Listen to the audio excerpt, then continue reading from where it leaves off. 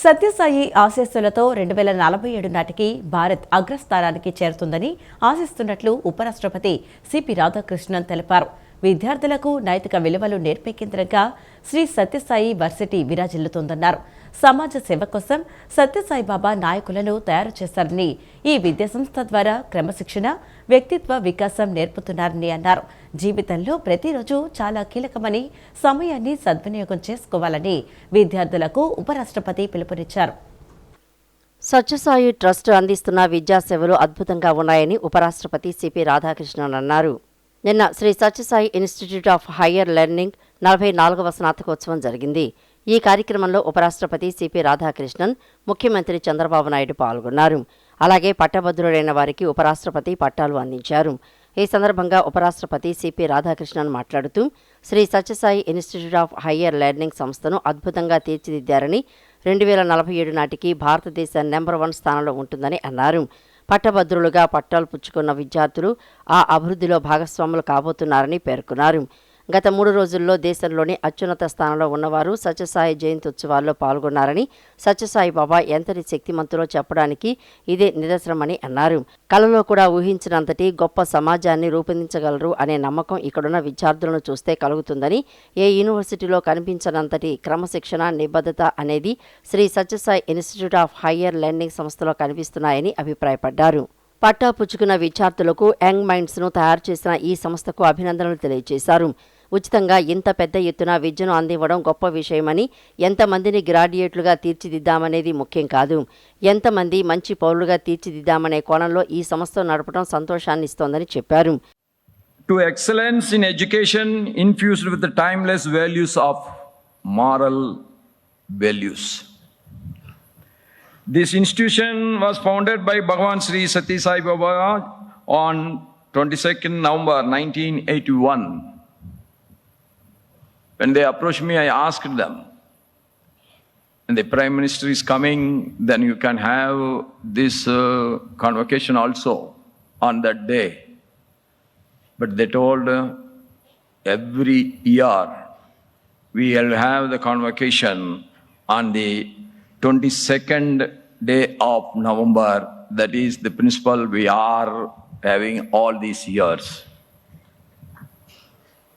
This is what I was insisting when I was the governor of 4 states, that they should publish their academic calendar and they should be stick on to that, including the convocation date should be fixed, whether the governor is able to come or not. You should have your convocation on that day. That is where the discipline starts. Then they explained me the importance of 22nd, then immediately agreed I will come. As it was mentioned by our Chief Minister Babu Garuji, that all the top 3 people of this country has visited within a span of 4 days here to this holy land. That shows how powerful is the blessings of our Bhagavan Sri Sathya Sai Baba.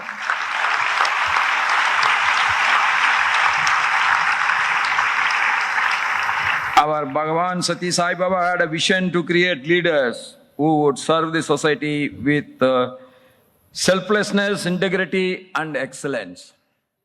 ఈ స్నాతకోత్సవంలో పాల్గొన్న ముఖ్యమంత్రి చంద్రబాబు నాయుడు మాట్లాడుతూ, Shri Sathya Sai institute of higher learning 44వ స్నాతకోత్సవానికి హాజరైనందుకు ఎంతో గౌరవంగా భావిస్తున్నానని అన్నారు. పట్టభద్రులైన గ్రాడ్యుయేట్లందరికీ అభినందనలు తెలిపారు. భగవాన్ సత్యసాయి బాబా విశిష్టమైన విద్యా విధానానికి విద్యార్థులే ప్రతిరూపాలు. సత్యసాయి ఒక ఉద్దేశంతో ఈ లోకానికి వచ్చారని, ఒక ఉద్దేశం కోసమే జీవించారని చెప్పారు.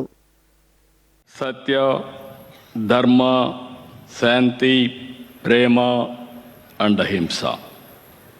Now you are the best young brains, influenced by this great philosophy. You have to do further research and become ambassadors to take Baba's teachings forward to ensure there is a global peace and happiness. I am very happy by seeing all of you. We are in an inspiring time. I am using this word especially to young brains. The 21st century and future belongs to India. Nobody can defeat Indians in the near future.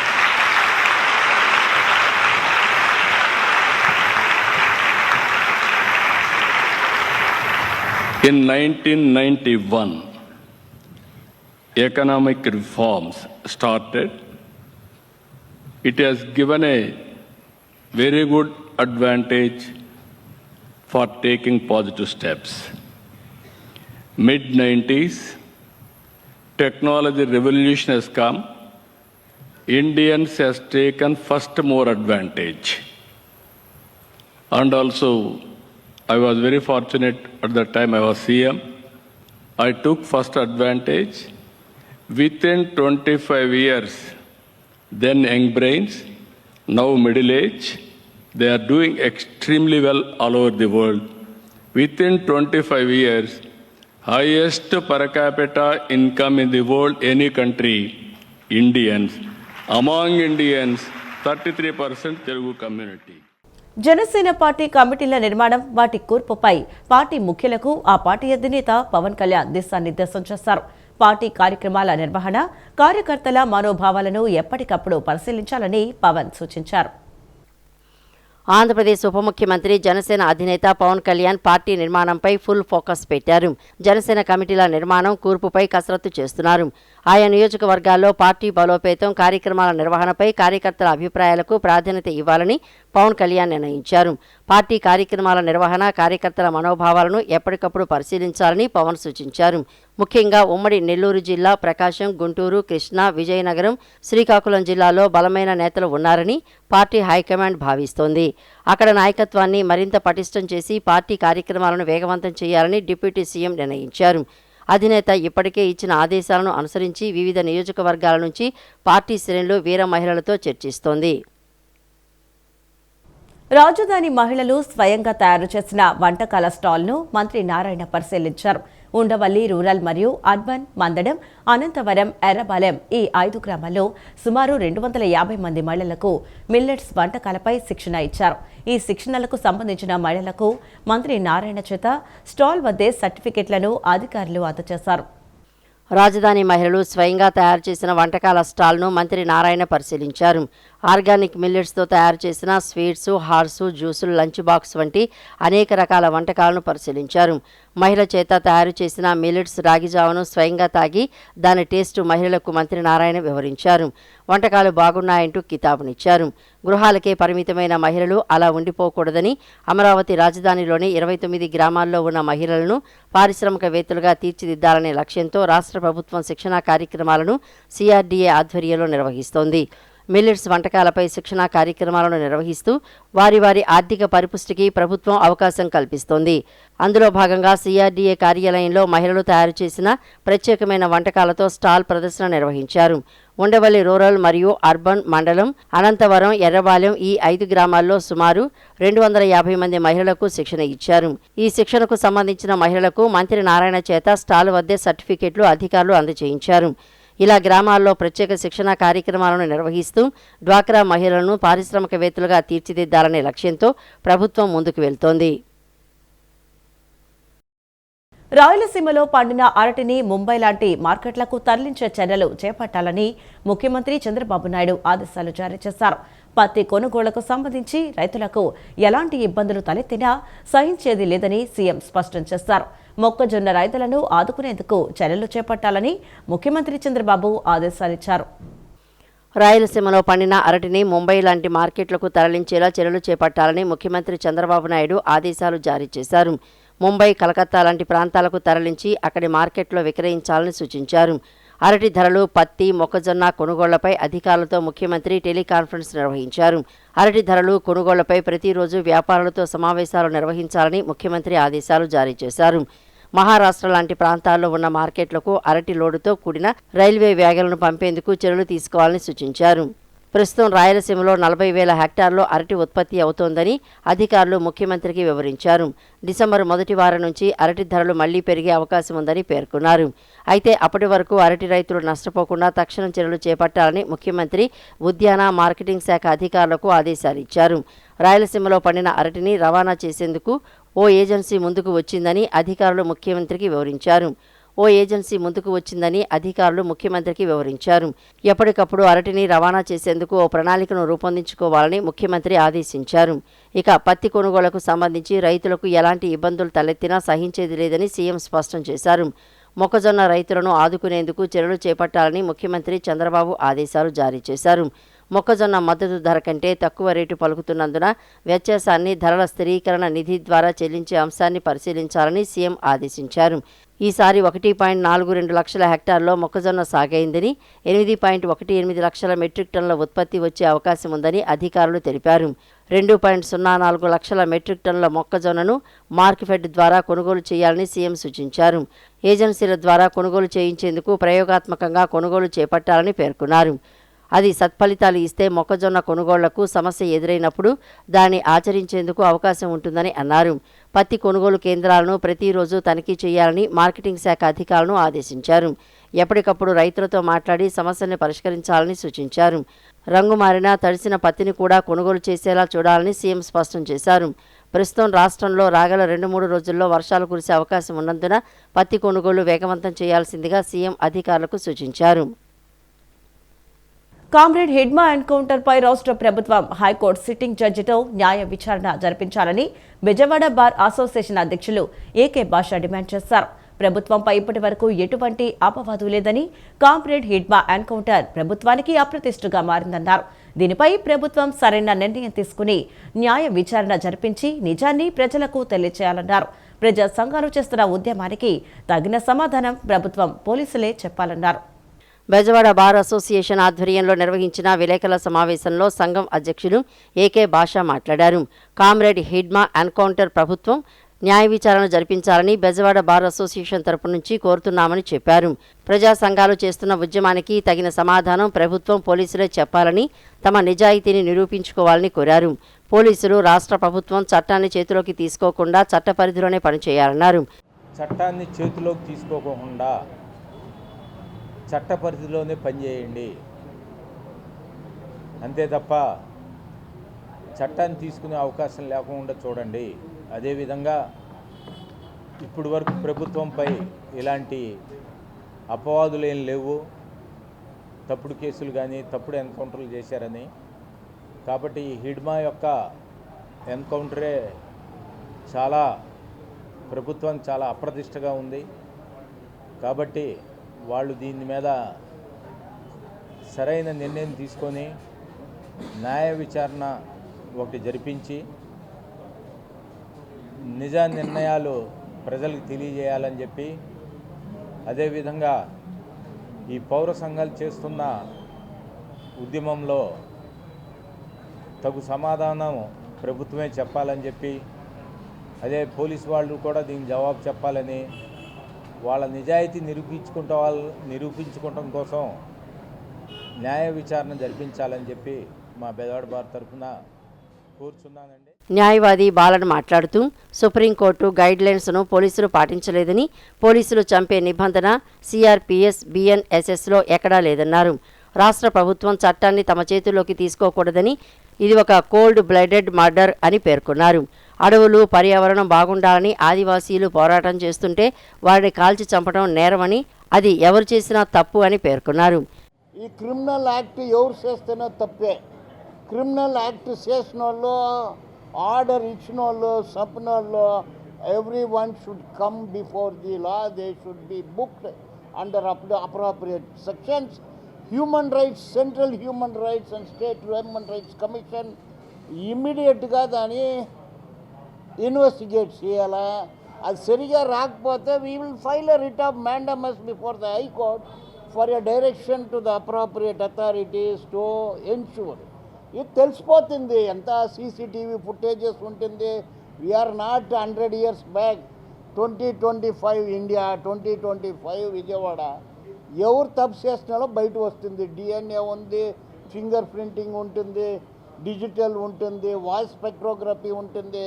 ఇదంతా కూడా కనపడితే the culprits can be brought under book అని AP state న్యాయవాదుల సంఘం మానవ హక్కుల committee chairman పిచ్చుక శ్రీనివాసరావు మాట్లాడుతూ కామ్రేడ్ హిడ్మాను పట్టుకెళ్లి కాల్చి చంపడం అనేది అనాగరిక చర్య అని అన్నారు. ఇది రాజ్యాంగానికి చట్టవిరుద్ధమని పేర్కొన్నారు. ఏం కేసులు పెట్టారని ఏం చేశారని వాళ్ళు చట్ట ప్రకారం చేశారని చెప్పేసి దీన్ని అనుకోవాలి. కాబట్టి ఏదైనా సరే జరిగిన తర్వాత అయినా చట్ట ప్రకారం చేయాలి దాన్ని. కాబట్టి చట్ట ప్రకారం చేయాలంటే విషయాలన్నీ బయటికి రావాలి. వీళ్ళందరినీ కూడా ఎక్కడి నుంచి అరెస్ట్ చేశారు, ఏం చేశారు, వీటన్నిటి కింద సార్ చెప్పినట్లుగా మొత్తం సీసీ కెమెరాలు ఇవన్నీ టెక్నాలజీ చాలా ఉంది. కాబట్టి ఈ రిమాండ్ రిపోర్ట్స్ ఇవన్నీ తీసుకొని వచ్చి చేసిన తర్వాత వీటన్నిటికి కూడా విచారణ జరపాలి. కాబట్టి ఈ విషయాలన్నీ కూడా బయటికి రావాలంటే ఒక న్యాయ విచారణ జరగాలి. న్యాయ విచారణ జరిగితేనే దీనికి సంబంధించింది మొత్తం కూడా ఇది అంతా కూడా ఈ అరెస్టులు ఏంటి, అక్రమ అరెస్టులు ఏంటి, ఎలా పట్టుకున్నారు ఏమిటి ఇవన్నీ కూడా తెలుస్తాయి. కాబట్టి బెజవాడ బార్ అసోసియేషన్ తరఫున మేమందరం కూడా దీనికి సంబంధించింది ఇప్పటికే అనేక సంఘాలు కూడా ప్రజా సంఘాలు తర్వాత అన్ని మిగతా పార్టీలు కూడా చాలామంది అడుగుతున్నారు దానికి సంబంధించి న్యాయ విచారణ జరిపించాలని. రాష్ట్ర ప్రభుత్వం అభివృద్ధి విషయంలో అనుసరిస్తున్న ప్రజా వ్యతిరేక విధానాలను ఆంధ్రప్రదేశ్ అభివృద్ధి వికేంద్రీకరణ చర్చా వేదిక తీవ్రంగా ఖండించింది. ప్రభుత్వ మెడికల్ కాలేజీలను ప్రైవేటీకరణ చేయొద్దని ఆంధ్రప్రదేశ్ అభివృద్ధికి వికేంద్రీకరణ చర్చా వేదిక సభ్యులు doctor Ramachandraiah Yadav, social analyst doctor Vasundhara ప్రభుత్వానికి విజ్ఞప్తి చేశారు. పారిశ్రామికవేత్తలకు భూములు కట్టపెట్టేందుకు 3 పంటలు పండే పొలాల జోలికి వెళ్లొద్దని కోరారు. ఆంధ్రప్రదేశ్ అభివృద్ధి వికేంద్రీకరణ చర్చా వేదిక ఆధ్వర్యంలో గాంధీనగర్ ప్రెస్ క్లబ్లో మీడియా సమావేశం నిర్వహించారు. ఈ సమావేశంలో చర్చా వేదిక సభ్యులు doctor Ramachandraiah Yadav, social analyst doctor వసుంధరలు పాల్గొని మాట్లాడుతూ విద్య, వైద్యం ప్రజల హక్కులని, ప్రభుత్వ వైద్య కళాశాలలు ప్రైవేటు పరం చేయకుండా ప్రభుత్వ ఆధీనంలోనే ఉండాలని చెప్పారు. మెడికల్ కాలేజీలన్నీ డీసెంట్రలైజ్డ్గా ఉండాలని అన్నారు. రాష్ట్రంలో తుఫాను వల్ల నష్టపోయిన రైతులందరికీ ఆర్థిక సహకారం అందించాలని చెప్పారు. వైజాగ్ స్టీల్ ప్లాంట్ ప్రైవేటీకరణను తీవ్రంగా ఖండిస్తున్నామన్నారు. పారిశ్రామికవేత్తలకు భూములు కట్టబెట్టేందుకు 3 పంటలు పండే పొలాలు జోలికి వెళ్లవద్దని ప్రభుత్వానికి విజ్ఞప్తి చేశారు. Sewerage treatment plant lake town అంతట్లోంచి వచ్చిన తర్వాత ఎంతో కొంత శుద్ధి అయ్యి ఆ శుద్ధి చేసిందని నేను న్యాచురల్గా వెళ్ళిపోవాలి ఇంకొక కాలువో చెరువో నదిలోకో. కానీ అమరావతిలోంచి అట్లా వెళ్ళడానికి అవకాశం లేదు. ఈరోజు ఎట్లయితే కొండవీటి వాగులోంచి నీళ్లు ఎత్తిపోయాలనో ఆ మురుగునీటి కుంటలోంచి కూడా మురుగునీటి చెరువు కడుతున్నారు వాళ్ళు. దాంట్లోంచి కూడా నీళ్లు ఎత్తిపోస్తే కానీ ఆ నగరం అక్కడ తట్టుకోలేవు. ఎందుకంటే ఇది ఓవర్ఫ్లో అయిపోతుంది. వరద నీళ్ళు అంటే వర్షం ఆగిపోతే వరద నీళ్ళు ఉండవు. కానీ మురుగునీటి చెరువులోకి నిరంతరం నీళ్ళు వస్తూ ఉంటాయి. ఎందుకంటే మనం వాటర్ సప్లై చేస్తుంటాం కాబట్టి అది రెగ్యులర్గా ఎత్తి పక్కకు పోయాలి. ఇప్పుడు ఉండవల్లి, పెనుమాక, కృష్ణాయపాళెం మధ్యలో తవ్వుతున్నటువంటి చెరువు రిజర్వాయర్ అని వాళ్ళు చెప్పుకున్నా అది ఎస్టీపీ సివేజ్ ట్రీట్మెంట్ ప్లాంట్. మొత్తం అమరావతిలో మురికి నీరు అక్కడ చేరుకోవాలి. అండర్ గ్రౌండ్ డ్రైనేజ్లోంచి చేరుకున్న తర్వాత అక్కడ శుద్ధి కావాలి. శుద్ధి అయిన తర్వాత దాన్ని మళ్ళా పంపులతో ఎత్తి ప్రకాశం బ్యారేజ్ దగ్గర దీంట్లో పోయాలి. ఏ టౌన్లో అయినా ఉందా సిటీలో, ఇండియాలో కొత్త రాజధాని కానీ పాత రాజధానులు కానీ? ప్రతి దాన్ని ప్రైవేటైజేషన్ అంటే వారి యొక్క ఉద్దేశం స్పష్టంగా అర్థమవుతుంది.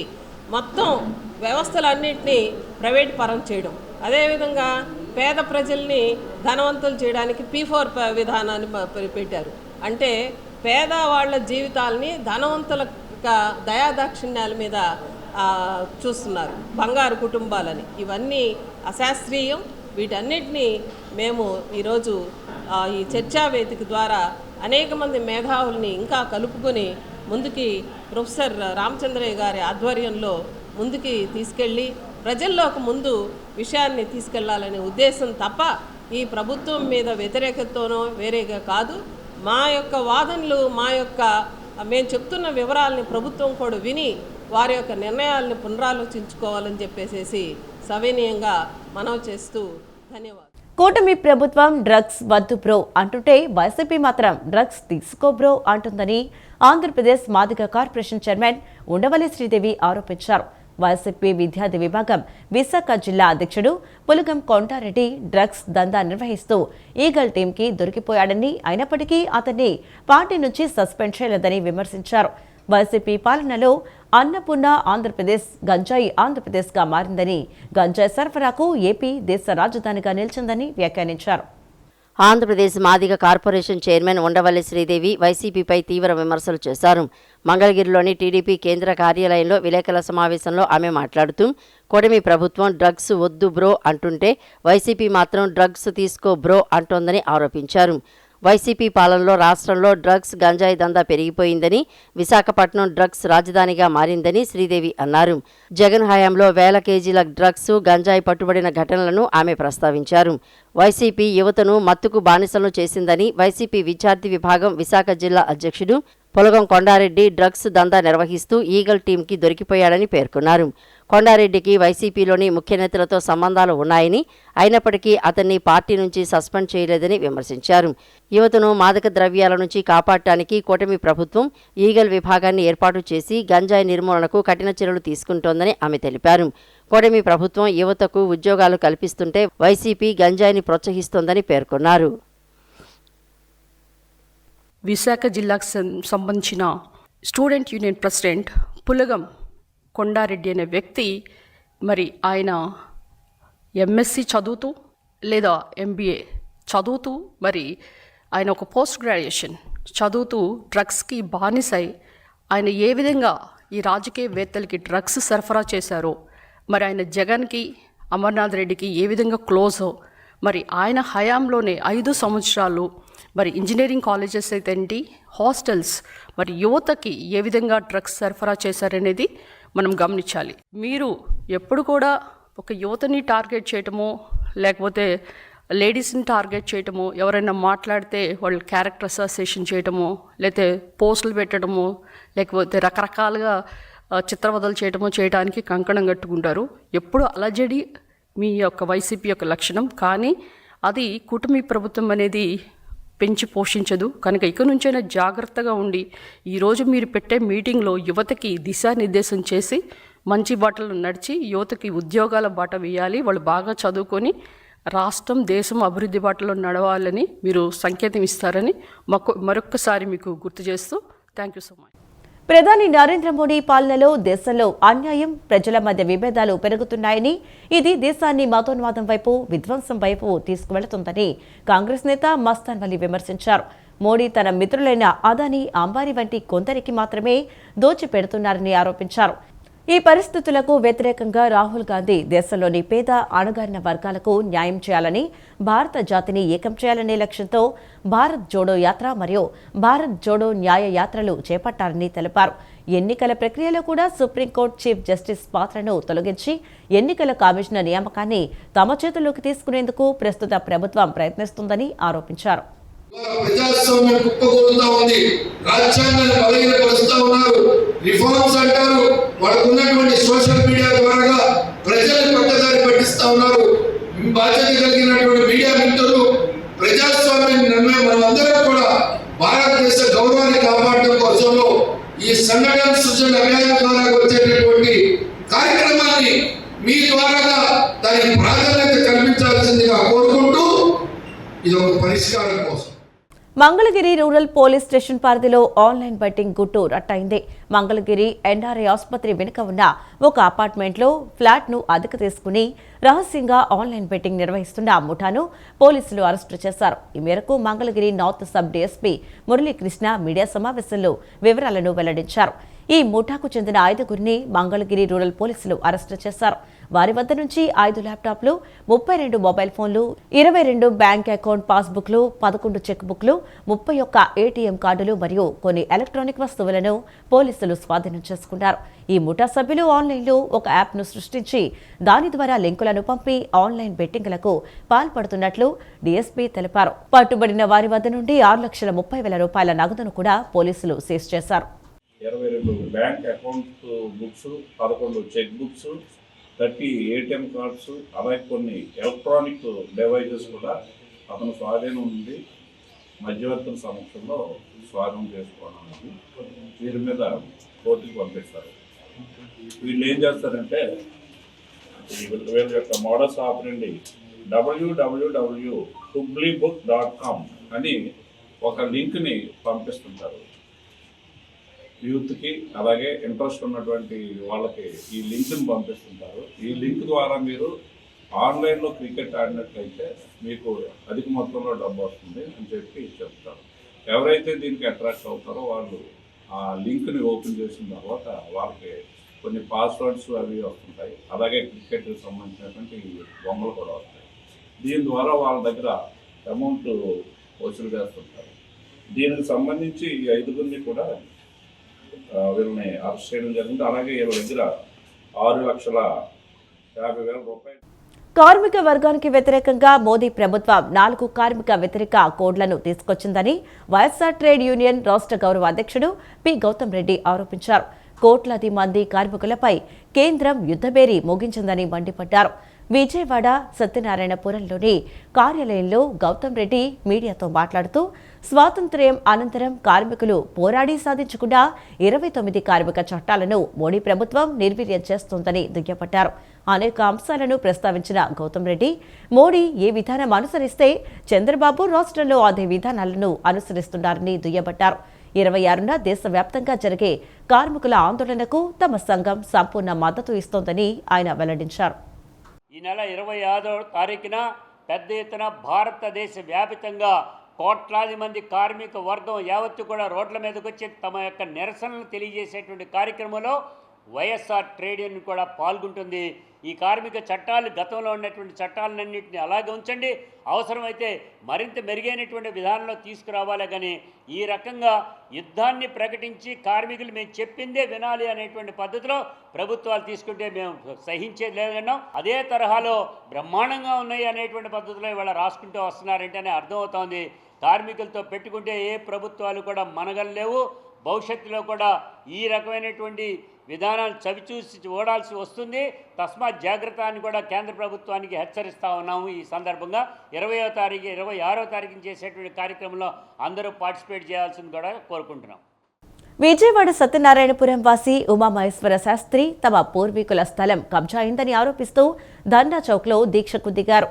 వైసీపీ నాయకుడు పూనూరు గౌతమ్ రెడ్డి తమ తాత ముత్తాతల కాలం నాటి 325 గజాల స్థలాన్ని ఆక్రమించి ఎలాంటి మున్సిపల్ అనుమతులు లేకుండా G+3 భవనం నిర్మించారంటూ శాస్త్రి తీవ్ర ఆరోపణలు చేశారు. దాదాపు 5 కోట్ల విలువ చేసే ఆస్తి కోసం 8 ఏళ్లుగా మీడియా అధికారులు, కోర్టులు, రాజకీయ నాయకుల వద్ద తిరుగుతున్నా న్యాయం దక్కలేదని ఆయన ఆవేదన వ్యక్తం చేశారు. ప్రభుత్వ అధికారుల నిర్లక్ష్యం, విజయవాడ మున్సిపల్ కార్పొరేషన్ సిబ్బందిలో అలసత్వం, అవినీతి కారణంగానే ఈ అక్రమ నిర్మాణంపై చర్యలు తీసుకోలేదని ఆయన విమర్శించారు. ఈ విషయంపై ఎన్టీఆర్ జిల్లా collector, police commissioner, municipal commissioner వెంటనే జోక్యం చేసుకుని న్యాయం చేయాలని డిమాండ్ చేశారు. అలాగే తన ఇంట్లో జరిగిన హత్యా ప్రయత్నం కేసు ఇప్పటికీ పెండింగ్లో ఉందని, తన ఫిర్యాదులపై ఇప్పటి వరకు ఎటువంటి పరిష్కారం లభించలేదని ఆయన ఆక్షేపించారు. ఇది చాలా బాధాకరమైన విషయం అండి. నేను గత 8 సంవత్సరాలుగా ఈ పోరాడుతున్నాను. ఇంకెంతకాలం పోరాడమంటారు చెప్పండి? నేను అందుకనే అంటున్నాను కదా, నా రికార్డ్ తీసుకుని ఎక్కడికి రమ్మంటారో చెప్పండి. ఏ ఆఫీసర్ దగ్గరికి వెళ్ళమంటారు? సార్, అతను బిల్డింగ్ పర్మిషన్ లేకుండా బిల్డింగ్ కట్టి ఆక్యుపెన్సీ సర్టిఫికేట్ లేకుండా drainage connection, electricity connection, water connection తీసుకుని శుభ్రంగా అనుభవిస్తుంటే ఏ ఆఫీసరు మాట్లాడకపోతే ఏం చేయమంటారు సార్? ఇంత పోరాటం చేస్తూనే నాకే అవ్వట్లేదు పని. ఇంకా ఎన్ని వేల బిల్డింగ్లు ఉన్నాయి, ఎన్ని వైసీపీ నాయకులు కానీ ఇలా సంఘంలో పలుకుబడి కలిగిన వ్యక్తులు సామాన్య మానవులను ఇబ్బంది పెడుతున్నారండి. కొంచెం అర్థం చేసుకోండి సార్. 1 by 1 సాల్వ్ చేయండి. 17 నెలల తర్వాత నేను నా ఆక్రందన మీకు ఈ విధంగా తెలియజేస్తున్నాను. కేంద్ర రాష్ట్ర ప్రభుత్వాలు రైతు వ్యతిరేక విధానాలు అవలంబిస్తున్నాయని ఆంధ్రప్రదేశ్ రైతు సమాఖ్య రాష్ట్ర అధ్యక్షుడు మర్రెడ్డి వెంకటరెడ్డి మండిపడ్డారు. పాలకుల విధానాలతో పండించిన పంటకు గిట్టుబాటు ధర అందక రైతులు ఆత్మహత్యలు చేసుకుంటున్నారని ఆరోపించారు. రైతులకు కనీస మద్దతు ధర, పంట రుణాలను అందుబాటులోకి తీసుకువచ్చేలా స్వామినాథన్ కమిషన్ సిఫార్సులను ప్రధాని మోదీ అమలు చేయాలని వెంకటరెడ్డి డిమాండ్ చేశారు. ఆంధ్రప్రదేశ్ రైతు సమాఖ్య రాష్ట్ర సదస్సు విజయవాడ ప్రెస్ క్లబ్లో నిర్వహించారు. వివిధ ప్రాంతాల నుంచి పలువురు రైతులు, రైతు కూలీలు సమావేశానికి హాజరయ్యారు. ఈ సందర్భంగా సమాఖ్య అధ్యక్షుడు మర్రెడ్డి వెంకటరెడ్డి మాట్లాడుతూ కేంద్ర రాష్ట్ర ప్రభుత్వాలు రైతు వ్యతిరేక విధానాలు అవలంబిస్తున్నాయని దుయ్యబట్టారు. పాలకుల విధానాలు దేశంలోని రైతన్నలను కష్టాల ఊబిలోకి నెడుతున్నాయని, పంటలకు గిట్టుబాటు ధర అందక అన్నదాతలు ఆత్మహత్యలకు పాల్పడుతున్నారని విమర్శించారు. వ్యవసాయ రంగ అభివృద్ధికి, రైతులకు మేలు చేకూర్చేలా స్వామినాథన్ కమిషన్ అనేక సిఫార్సులు చేసిందని ఆయన తెలిపారు. తాము అధికారంలోకి వస్తే స్వామినాథన్ కమిషన్ సిఫార్సులను అమలు చేస్తామని చెప్పి 2014లో అధికారంలోకి మోడీ ప్రభుత్వం వచ్చినా ఇప్పటి వరకు ఆ దిశగా ఎలాంటి చర్యలు తీసుకోలేదని వెంకటరెడ్డి మండిపడ్డారు. రైతులకు కనీస మద్దతు ధర ప్రకటించాలని, అలాగే వయసు మళ్లిన రైతులకు, రైతు కూలీలకు, ఇతర వృత్తుల వారికి నెలకు 10,000 రూపాయలు పింఛను ఇవ్వాలని డిమాండ్ చేశారు. కేంద్ర ప్రభుత్వం ప్రవేశపెట్టిన లేబర్ కోడ్స్ వల్ల ఎమర్జెన్సీ కంటే దారుణమైన పరిస్థితులు వస్తాయని సిఐటియు రాష్ట్ర అధ్యక్షులు ఏవి నాగేశ్వరరావు, రాష్ట్ర ప్రధాన కార్యదర్శి సిహెచ్ నరసింహారావులు వెల్లడించారు. కార్మికులు లేబర్ కోడ్స్ కు వ్యతిరేకంగా పోరాటం చేయాల్సిన అవసరం ఉందన్నారు. డిసెంబర్ 31 నుండి జనవరి 4 వరకు 18వ జాతీయ మహాసభలు విశాఖలో జరుగుతాయని పేర్కొన్నారు. సిఐటియు ఆల్ ఇండియా 18వ మహాసభలు డిసెంబర్ 31 నుండి జనవరి 4వ తేదీ వరకు జరుగుతున్న నేపథ్యంలో ఎంబీవీకే భవన్లో పోస్టర్ ఆవిష్కరణ కార్యక్రమం జరిగింది. ఈ కార్యక్రమంలో సిఐటియు రాష్ట్ర ప్రధాన కార్యదర్శి సిహెచ్ నరసింహారావు, రాష్ట్ర అధ్యక్షులు ఏవి నాగేశ్వరరావు, నాయకులు ఉమామహేశ్వరరావు, శ్రామిక మహిళా కన్వీనర్ కె ధనలక్ష్మి తదితరులు పాల్గొని మాట్లాడుతూ కేంద్ర ప్రభుత్వం ప్రవేశపెట్టిన లేబర్ కోడ్స్ వల్ల ఉద్యోగ భద్రత లేకుండా పోతోందన్నారు. కార్మికులు పోరాటాలతో సాధించుకున్న హక్కుల్ని మోడీ ప్రభుత్వం ప్రవేశపెట్టిన నూతన కార్మిక చట్టాలు కాలరాస్తాయని అన్నారు. కార్మిక వ్యతిరేక విధానాలపై పోరాటం చేయాల్సిన అవసరం ఉందన్నారు. ప్రైవేటీకరణ పేరుతో కార్మికులపై అధిక భారాలు వేస్తున్నారని చెప్పారు. రాష్ట్ర ప్రభుత్వ తీరు కూడా కార్మిక హక్కులకు వ్యతిరేకంగా ఉందన్నారు. విశాఖలో జరిగే 18వ మహాసభల్లో ఈ అంశాలపై చర్చ జరుగుతుందన్నారు. విశాఖ మహాసభలను జయప్రదం చేయాలని కోరారు. మన రాష్ట్రంలో గత సమావేశాల సెషన్స్లో మార్చడం అనేటువంటి జరిగింది. దీనివల్ల కార్మికుల అనుమతి లేకుండా మహిళలు రాత్రిపూట పని చేయాలని నిర్బంధంగా పనిచేయించుకునే పద్ధతులు రాబోతున్నాయి. పని గంటలు తీవ్రంగా పెంచారు. 1886లోనే 8 గంటల పని, 8 గంటల విశ్రాంతి అనేటువంటి విధానాన్ని తూట్లు పడిచి ఈరోజు 12 గంటలు పని చేయాలంటున్నారు. ఈ విధానాలన్నీ కార్మిక వర్గానికి వ్యతిరేకం. వీటికి వ్యతిరేకంగా పోట్లాడడానికి విశాఖ వేదిక కాబోతా ఉంది. విశాఖలో జరిగేటువంటి అఖిల భారత మహాసభల్లో రాబోయే కాలంలో మా పోరాటాలను తీవ్రతరం చేయడానికి, మోడీ విధానాలకు వ్యతిరేకంగా భారీ పోరాటాలు నిర్వహించడానికి, రాష్ట్ర ప్రభుత్వ విధానాలను ఎండగట్టడానికి 20 దేశాల నుంచి సౌహార్ద సందేశాలు ఇవ్వడానికి కూడా ఇతర దేశాల నుంచి కూడా వస్తా ఉన్నారు. ఈ మహాసభలని జయప్రదం చేయాలని 50 మంది ప్రజానికానికి విజ్ఞప్తి చేస్తా ఉన్నాం. జనవరి 4వ తేదీన భారీ ర్యాలీ బహిరంగ సభ జరగబోతా ఉంది. ఈ బహిరంగ సభకి ర్యాలీకి మొత్తం కార్మికులతో పాటు, కార్మిక కుటుంబాలతో పాటు ప్రజానికం అందరూ కూడా పాల్గొని జయప్రదం చేయాలని విజ్ఞప్తి చేస్తా ఉన్నాం. ఈరోజు కేంద్ర రాష్ట్ర ప్రభుత్వాలు కార్మికులపై ఏకపక్షంగా దాడి చేస్తా ఉన్నాయి. హక్కుల్ని కాలరాసేటటువంటి పని చేస్తా ఉన్నాయి. పని ఉపాధి కల్పించేటటువంటి పని జరగడం లేదు. ఆల్రెడీ కాంట్రాక్ట్ అవుట్ సోర్సింగ్ స్కీముల్లో పనిచేసేటటువంటి వాళ్ళకి భద్రత లేనటువంటి పరిస్థితి వస్తా ఉంది. మరో పక్క ప్రభుత్వ రంగ సంస్థలు ఏవైతే ఉన్నాయో వాటన్నిటిని కూడా కార్చౌకగా ఈ వార్తలు ఇంతటితో సమాప్తం. నమస్కారం.